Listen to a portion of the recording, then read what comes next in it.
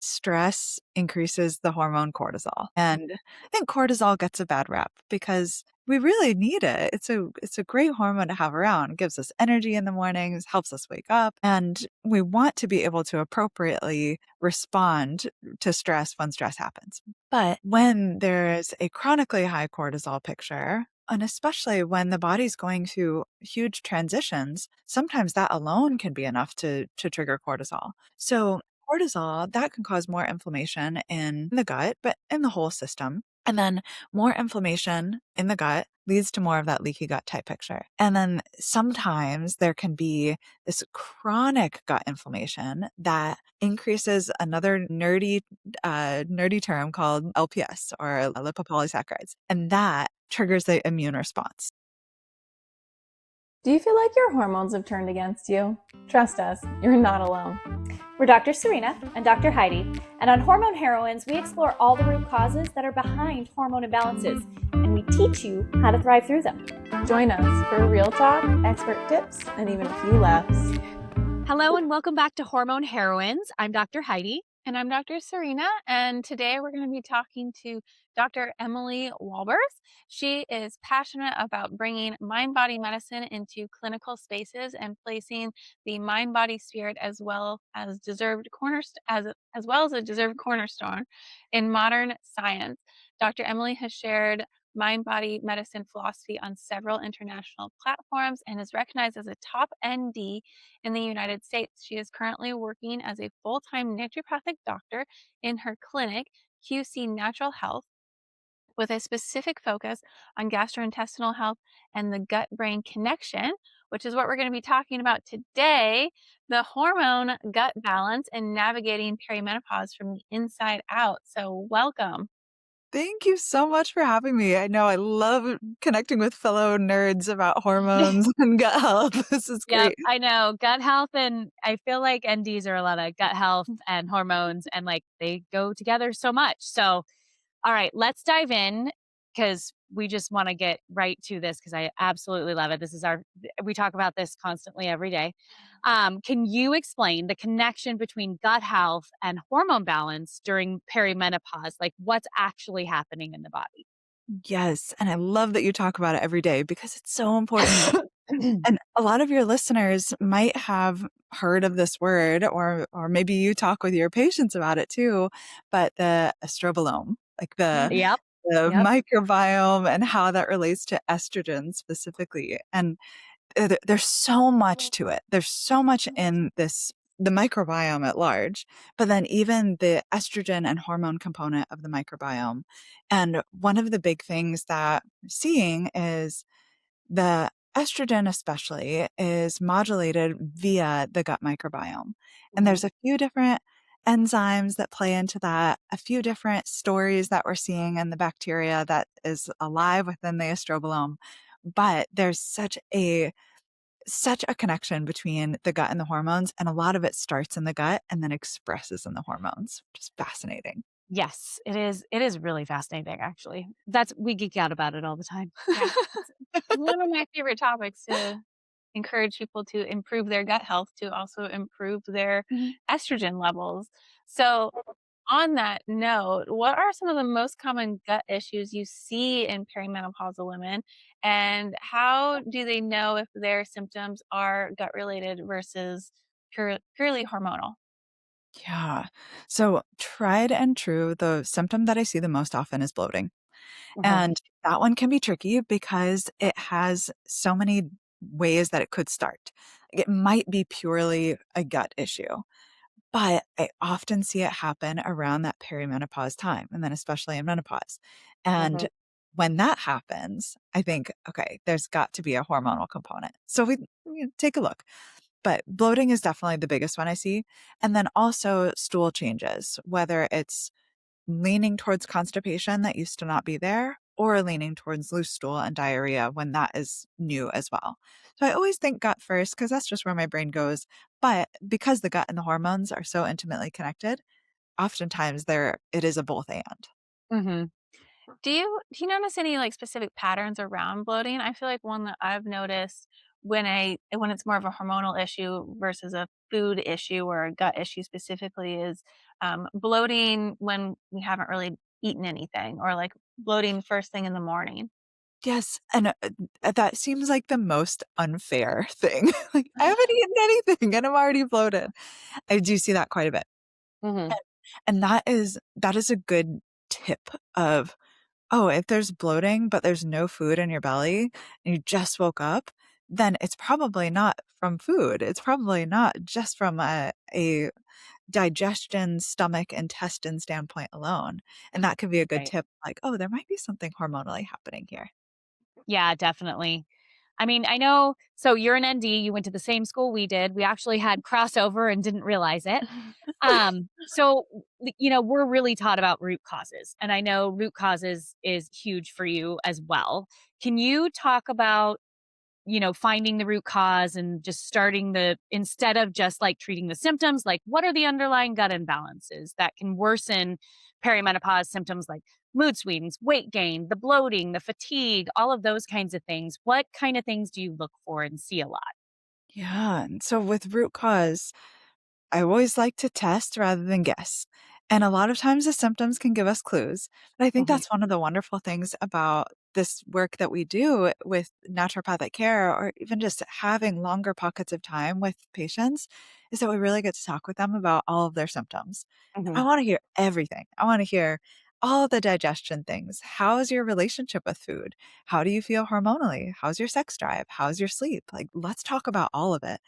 And I think that alone helps to paint the picture of, okay, where is the root? There's something, I'm seeing a lot of patterns in this area. So I think that history taking can really be so helpful just as a starting point. But then Mhm. doing follow-up testing to see, well, it's looking like a lot of the hormone symptoms are flagging. Let's do some hormone testing. Or let's do some more targeted gut health testing to see what's going on in the microbiome. And a lot of times that can be a good next step after a thorough history taking. But then the third piece, like history, testing, and then the third piece being prevention phase, because I don't want this to come back. I want people Right. to feel good and really discover what was at the root ball and how can we prevent it from coming back so that they're not needing to find another doctor again in 6 You know how us women are always just pushing through it, and then when we go to find help, we're often not taken seriously or told, oh, that's just part of being a woman. Yeah, we've lived through it.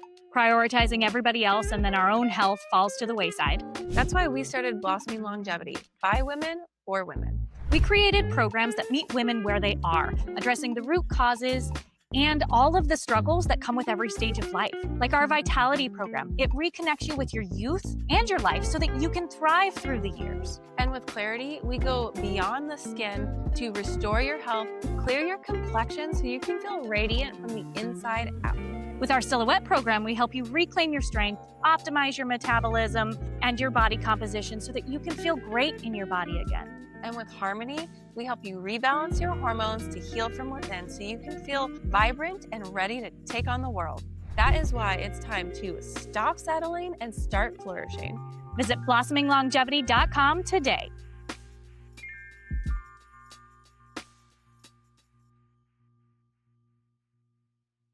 So to elaborate on that a little bit more, can you share some case examples of what are the particular imbalances you see most often in perimenopausal women? Yeah, absolutely. So I like the less is more approach with testing, and there's a few tests that I like and see great results with, but I don't want to necessarily make people spend thousands of dollars on a whole bunch of testing.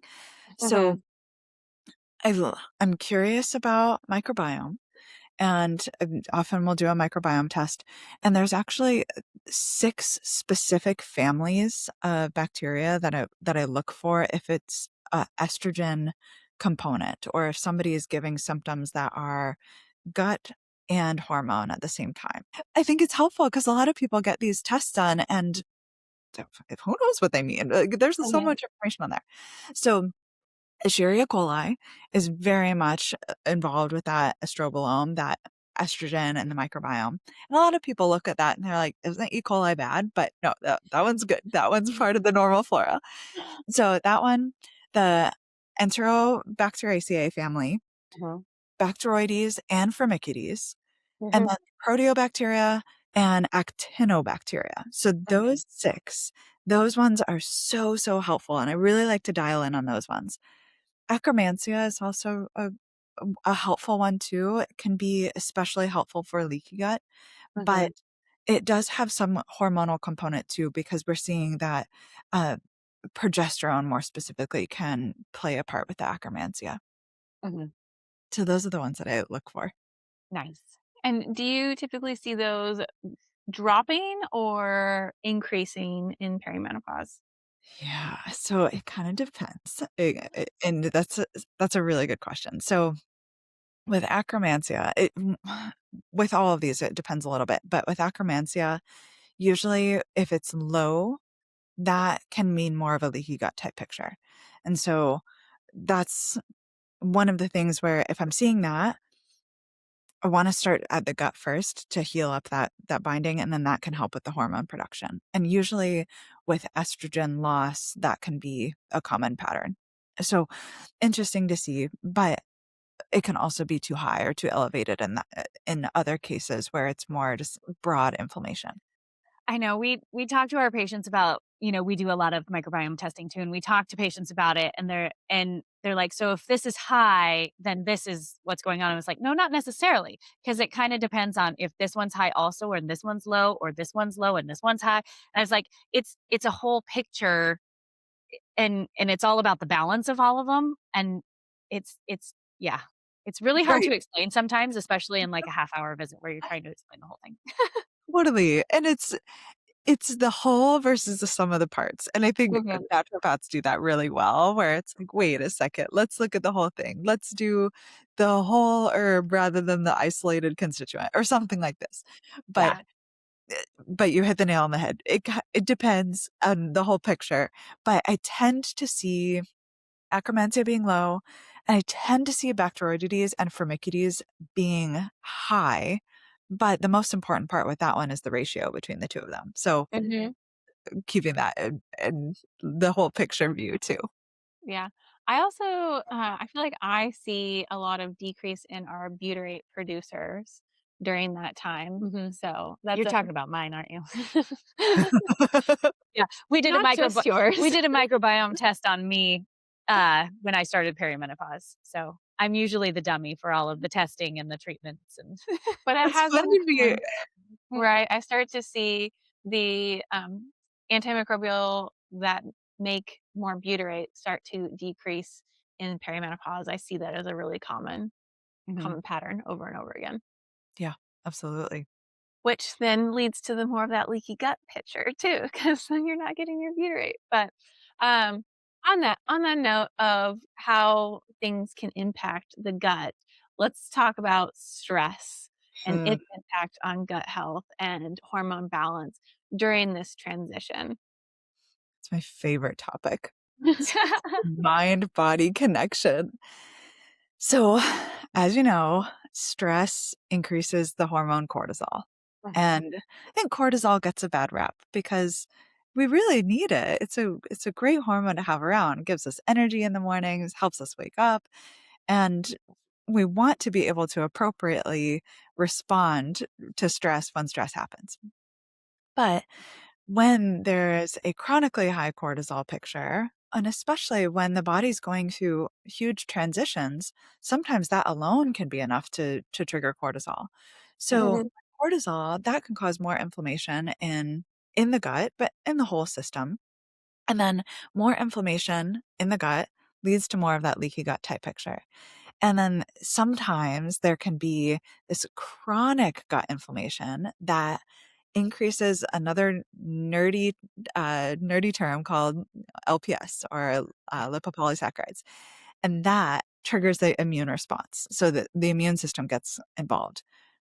Consequently, what we're seeing with when LPS is consistently elevated, progesterone is lower. And during perimenopause and menopause, progesterone's naturally coming lower anyways.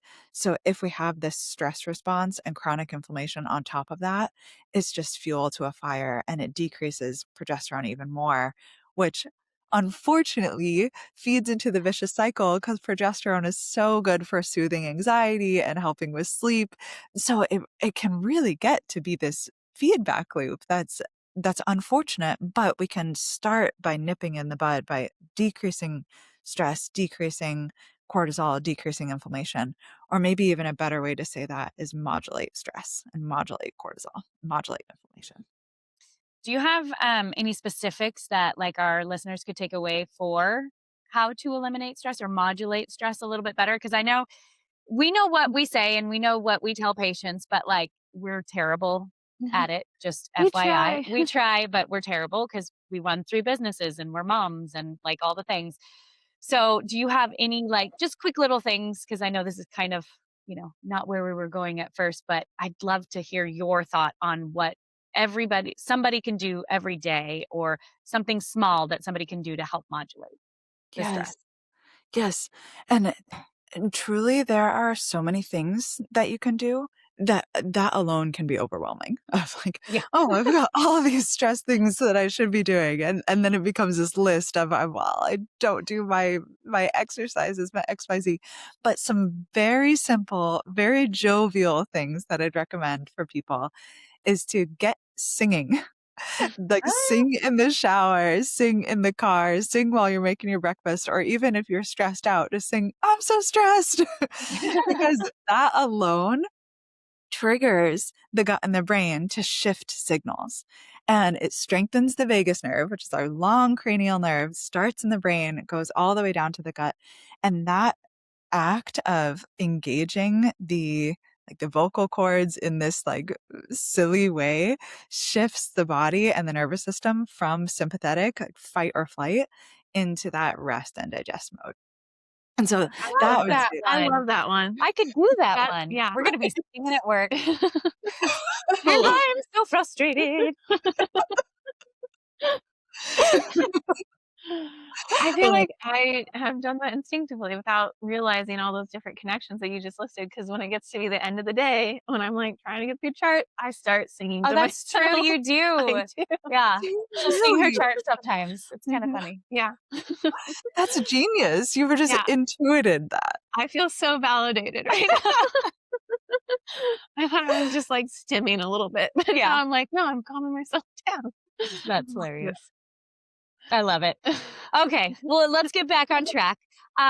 One thing, especially in perimenopause, that I have seen, it's very hard to get through to patients, but many women are told restrictive diets are the answer. What's your approach to supporting gut and hormone health without extreme elimination or restriction? Because as we know, you have to fuel your body, and especially when you're in perimenopause, postmenopause, because you need a lot more than you used to. Yes, and this topic alone, I think we could talk about for a whole 90-minute segment. Yeah. And and that rigidity of elimination diets or restricted diets, I I always like to take that big picture look of, well, where is this coming from? Because usually people go on a restricted diet for some kind of reason. Maybe they're wanting to just feel better in their body, they're wanting to lose weight, or they don't know what to eat, and so they stick to their safe foods. So I really see that. I have compassion for that. Is that it's hard. It's hard to navigate. But exactly like you said, Dr. Heidi, there's that restriction can be so depleting on the body, and it's going through these hormone changes where we really need to focus on nourishment. And so one of the pieces that I've been starting to do a little bit more, and I've seen great results from it actually too, is to do continuous glucose monitoring for people in perimenopause and gather data for a month and see what foods is the body doing well with? What foods is it reacting to right now? And seeing if you can make that diversity even more so that people can have that like scientific backing of, oh, I didn't feel good after I ate this, and this is what happened in my body. So that one I can keep out. But all of these other foods I did really well with. And we're also seeing that with the estrogen loss, there is, or estrogen loss, but the estrogen being kind of wiggly, that Mhm. there is a pattern towards insulin resistance as well. And I've noticed that the continuous glucose monitoring cracks the code a little bit. And instead of giving a longer list of foods not to eat, it gives more freedom of, oh, these foods are actually okay right now. And my body liked it. Mhm. Yeah, Yeah. that's a good one. I do like using those because I feel very similar that you can really expand people's diets and pull out things that were spiking the blood sugar because yeah. I do also feel like the people who are going through perimenopause right now and postmenopause were of Generation X, especially. And so we were growing up in the 80s and 90s where everything is calories in, calories out. Don't eat fat because you're going to get fat. You need to have only 1,000 calories a day if you want to stay thin, those kinds of things, which is completely and utterly opposite of what you should be doing to actually be fueling your body. So I found and I know you have too, because we've talked about it. I found it very hard to get women past that because that's kind of in our, we're of the age that are going through perimenopause now and we're having all these things. And this is what we were really taught for years and years and years that this is how it's supposed to be. Do you find that with your patients too, that it's really hard to get over that mental hump as well? 100%. And you hit the nail on the head. The fat-free, the sugar-free, the low calorie, that was what people were messaged and fed for years. And even like Gen X, I think is getting it the worst, but even like the millennials that are going into perimenopause now, like that was a message through the 90s too. Yeah. And there, thankfully, there's so many debunking stories of like, no, that body actually needs fat, especially a body that has higher levels of estrogen and progesterone. They need fat for those building blocks of the hormones. And it's it's really, it takes some trust, like for patients to trust me on that. Like, okay, I promise you, if you eat some butter, you're not going to gain weight. And Yeah. like, I don't know. But then if they're willing to try it, just even for a couple days, and they notice some positive changes, like noticing feeling more satiated or feeling more uh, grounded is the yogi word that I want to use, but maybe more even a Less brain sciencey. fog too. Yes, Yeah. yes. The brain fog and less spacey, like just Mhm. feeling more like, oh, I can make it through the day. Yeah. That is so helpful. And then we get to use food as medicine and give people more of that freedom with food rather than more fear of food. Right. Yeah. Or make it through the day without being like, oh, I need a sugary snack at 3 o'clock because I actually have some fat that will last me through the Yes. day. So I am Exactly. eating less of those sugary things that are going to cause more problems overall. So, Yep. um, because you're so well informed with the mind body connection, is there any techniques that you specifically use to help patients, begin that level of trust and like trusting their body? Like, is there an eating technique or like, mindful eating or anything like that that you use to kind of help them get over this hump? There are, and there's a long list that I'll encourage my patients to try, but a lot of them are starting small, like starting very, very simple of simply sitting down during meal times. Some people have the habit of just eating in their car or just eating on the go over the countertop, but that does send a signal to the body to shift over into that rest and digest. Just simple enough. And Mhm. then 10% of our digestion actually starts in the brain before food even touches the mouth, before we even place food into the eating process. So that 10%, the cephalic phase of digestion, is so important. And this signals the body of, okay, it's time to eat. Let's get into that rest and digest stage. And things we can do for that is smelling our food, Mhm. thinking about our food, like, "Oh, I'm so excited to have that lamb curry that I made." Like, just getting that part going before meal times, that I mean, I'm even salivating right now as I said that. I'm like, "Oh Which is god." releasing enzymes to break down food. Yes, yes, exactly. So that alone, it helps quite a bit. So that cephalic phase of digestion, really tuning into that place can help with the nervous system shift, but then it can also help people feel super safe around food or safer around food. Of, okay, Mhm. I'm going to try this out. Maybe I'm even a little bit scared, but I'm going to sit and pause and smell my food and breathe. And that makes a huge difference. Mhm. Well, great. I love that answer. And I think it's important to, take those moments. That's one of the things that I always tell patients, like have your non-negotiable. And that's one of the ones I'll use as an example of like actually just take time to eat and enjoy it. But without doom scrolling, without the Yeah, no TV doom on, scroll. where you're actually like paying attention to your body and what you're eating. But circling back to the estrobolome, what role does the microbiome play in metabolizing and regulating hormones, particularly estrogen? Yeah.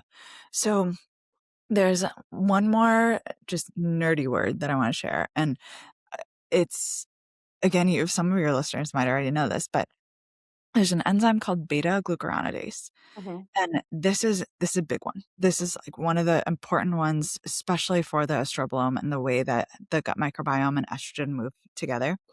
So this beta glucuronidase is an enzyme, and it quite literally like cuts estrogen, and it moves it from an inactive form into an active free form. And beta glucuronidase is something you can test for. It's in some stool tests.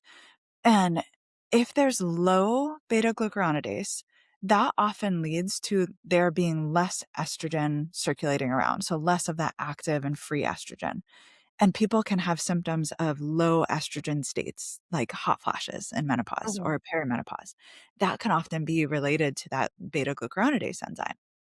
Where on the flip side, if it's high, if beta glucuronidase is really active, that can cause excessive reabsorption of estrogen, and that Mhm. leads to estrogen dominance. So symptoms more like acne or weight gain or breast tenderness, these kinds of things. And that can be around the perimenopause time, but even before, like Mhm. PCOS, things like that. Mhm. So one of the like that one enzyme can give us so much information. Nice. I like it. I love testing for that. It's actually, I think, a huge help when treating hormonal symptoms when you're looking at the gut. Absolutely. Yeah. Yeah. There's so much that goes into it, and nobody really understands how much is really in the gut. Um, Yes. you know, let's bring it back to our listeners too. For women who are experiencing digestive issues alongside the hot flashes, the night sweats, the brain fog, where should they even start? Like, what are the first steps to rebalancing all of these things? Mm. It's so individualized, as you Yeah. both know. I would say start with some testing and, Mhm. like, find a naturopath or a functional medicine doc like yourselves that you trust and see if they can run some tests on hormones and or gut microbiome. Maybe some CGM too if that feels available, like the continuous glucose monitoring. Mhm. But really seeing what's going on in there, where do we need to help rebalance? And for some people, it's might start in the gut. And that's the start of the treatment of rebalancing some of those microbiome pieces with food or with some gentle antimicrobials if something's overgrown, and also just decreasing inflammation, just getting people eating the foods that feel good for their body and that they feel good with emotionally too. So starting there and then rechecking the hormones every like 3 to 6 months because hormones can be a little bit stubborn, and and that's good. We don't want them to be so volatile, but it can take a couple months before they start to shift. So starting with the gut, and then and maybe hormone testing, and then retesting hormones 3 to 6 months later. How are things going? I think that could be so beneficial. Mhm. On the note of inflammation and how that might get overlooked, I think a lot of times people attribute a ton of things to like, oh, that's just part of getting older. But Mm. we know, and I'm assuming you're on the same page, that we don't have to live with that idea anymore and just attribute things to just getting older. So, what are some perimenopause um, gut inflammation signs that people might be missing and attributing to that idea of like, oh, this is just part of getting older? Right. The one that Heidi, you said earlier about Mhm. the brain fog. Mhm. Oh, that is not just a part of getting older. That can be a signal that something's off. Something's needing a little more support in the gut or the hormones. Mhm. Brain fog's a big one. Feeling so tired around 3 o'clock in the afternoon. And this goes to the adrenals a little bit more. That's what one of my mentors called that adrenal shut-off time, and I completely agree.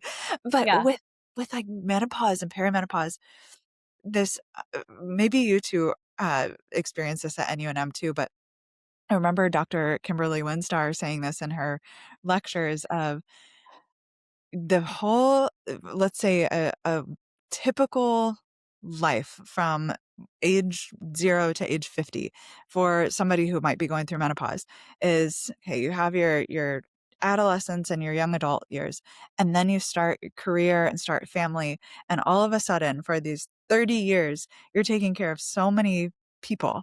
Like, you're doing these things, you're building your career, you're taking care of your family, you're getting married, and all like, maybe this is part of the story, but there's a lot of output, and Mhm. that takes a toll on the adrenals. And then finally, when this perimenopause shift happens or menopause, it's almost this beautiful new chapter of, wait, I get to take care of myself. I get to turn back in and re-nourish. And usually by that time, the adrenals are like, great, I have something to say. Yeah. I'm a We little are bit, not here anymore. Goodbye. You wore us down already. yes. And so that 3 p.m., like 2 to 4 p.m. shut off time can be a signal of, wow, there's some renourishing that can happen. And that is not just a part of getting older. That's a part of, oh, this is a beautiful new chapter, and this new chapter has different needs. So how can we nourish the adrenals as well as the balancing of the gut and the hormones too? Yeah, and I think that's very important for our listeners to realize, and for just anybody out there to realize, is that it's okay to take care of yourself. I think as, as a mom, and just, running businesses and all these things, we feel guilty a lot of times trying to take time for ourselves or do kind self-care or just go to the doctor. I I work with my doctor and I still don't even go see her when I need to. So it's like it's really hard, and I think there's a little bit maybe societal, that we just feel guilty taking time for ourselves when we need to be taking care of all these other people or doing all these other things. And so I think it's really important that people hear you when you say you need to take some time and you need to replenish your body, because even though we feel guilty for it, we need to do it. And that's how we're going to be our best self for our kids or partners or business or whatever. It's another one of those humps to get over, you know? Right. Because it has such a profound ripple effect when Mhm. you take care of yourself. It benefits you, of course, but it benefits your family and your colleagues and your loved ones, your friends. And so that is such an important ingredient. And you're right. I think there is some mental blockage there for some people. Or they're Yeah. such givers that I couldn't possibly think about taking some time away from somebody else to give to myself. But I like to really reframe that for people where you're not taking it away from someone else. You're investing it in yourself so that you can give in a bigger way. Right. Oh, I love that. That's great. Yeah. I like that. Can we use Please. that? I think more people uh, need to hear it. Yes, yeah, definitely. Speaking of time, how long do you think it usually takes typically? I mean, obviously we know everybody's different, but how long does it take typically to see improvements in both the gut and the hormone symptoms when you address the gut brain connection? And what do you think women should realistically expect? Yeah. So gut moves a little bit faster than hormones. Mhm. And usually I see gut start to shift, and especially with the gut brain, within about 6 weeks. So not too long. And studies show that the microbiome does shift after just 2 to 3 weeks of appropriate dietary changes and appropriate rebalancing. It's quite quick, but the symptoms don't start to shift until maybe around 6 weeks. Hormones, I'd say more like 3 to 6 months. So not long in the big picture of things, but when you're so dog tired, like, I just want to feel better right now. I want to feel better yesterday. 3 to 6 months can feel like an eternity, but I think that's more of a realistic time frame. Yeah, that's what we've kind of seen too. Yeah, I also like to always tell people that you didn't get to this place overnight, and so you're not going to get to the place you want to overnight either. Getting sick was a journey that you went on, and also getting healthy is going to be a new journey. And if you took this long to get to this point in your life, it's not unreasonable to think that you would need to take a comparable amount of time to get better. Although, lucky for us, healing It is. usually happens faster than that because our bodies are so resilient. But I think that helps everyone put it into perspective that, like, health is going to be something that you are always going to be working on, especially when you're hitting through like the perimenopause phase. Like, you have to give more to yourself so that you can Mhm. give more, just like you said. And part of that giving more to yourself is time. So Yeah. Yeah. Oh, I love that, Serena. Oh, one of my friends actually, he's an acupuncturist or a retired acupuncturist, and he used the analogy of we are your body is like going in the middle of the ocean and a huge tanker going 50 miles an hour. And we can't just turn that thing around right away. First, we've got to slow it down, and then we'll make a gradual turn, and then you'll start to see some results. And I think that speaks to exactly what you were saying, where it's going to take time, usually faster than the process of getting sick, but you didn't get sick overnight. And so the healing's not going to happen overnight either. Yeah, I think it also can be hard when, like, as doctors, we're talking to patients about this and they're thinking 3 to 6 months is so long because, all the commercials and all of the things that supplement commercials even, or medication commercials, it's like, oh, within a week you've lost 50 pounds, and, those kinds of things. And so everybody just really wants everything right away. And that's not a healthy way to do it, even if it would work like that, which it doesn't. But like, that's not even a healthy way to do it because it would completely destroy your body. Yes. Yeah. Everybody wants that quick fix, but the quick fix isn't the long-term fix. The Right. long-term fix is the quick fix. Yes. So, on the note of fixing things and wanting to leave our listeners with something that they can take away and start doing right now, what's one simple, sustainable change that women can make today to start supporting their gut hormone connection and balance? The one thing is there's Yeah, so many good ones. I know. I know it's hard to pick, but what's one thing they could do today? For today, 'cause I always say something a little bit different of like, okay, what's one thing so that people can start to gather a couple of one things. But today, I think focusing on flaxseed would be a really good one. Like getting some ground flaxseed into the diet because it's an estrogen modulator. It's also got some good fiber. So if you're having too much hormone, it can help to get rid of it. It's good for the microbiome, but then it also has a very mild estrogenic effect if the body's needing more estrogen too. But flaxseed is like a magic little plant. I do love flaxseed. I want to make sure that our patients or people who are listening know our bodies cannot digest the actual hull. So it needs to be ground flaxseed, and make sure you are putting it in the fridge. It will go rancid if it sits out. So just a Yes, little disclaimer, make sure it's ground flaxseed and it's in the fridge. absolutely. And ideally, if we want to be really, really t- to the T, grind it yourself and then Yeah. put it in. Or if you buy it pre-ground, put it in the fridge. Otherwise, fresh ground. Yeah, I always just tell my patients, like, get a coffee grinder, throw your flax seeds in that, and then put that in a salad or put that in a smoothie, and then you just eat it right then. But I've got a specific coffee grinder for my flaxseed at home. Funny. it's a whole new I like market. it. Yes, flaxseed ground. There we go. Okay, well, I think that's all the questions we had, but I wanted to give our listeners a chance to hear from you a little bit on like how they could connect with you further or where they can find any more of the information that you like to share and how they could go about doing that. Absolutely. I've got tons of free resources on my website, qcnaturalhealth.com. And there's a free gut hormone masterclass, which is super fun. And then lots Ooh. of like reading material and videos if they want to go chew on. Nice. Awesome. Well, thank you so much for joining us today. Thank you, everybody who's listening. And if this resonates with you, please make sure you like it and share it with somebody who needs to hear it. Bye. Thanks for watching Hormone Heroines. If this episode spoke to you, follow the show and share it with someone who also needs to hear it. And write a review. That helps more people find their way back to balance. See you next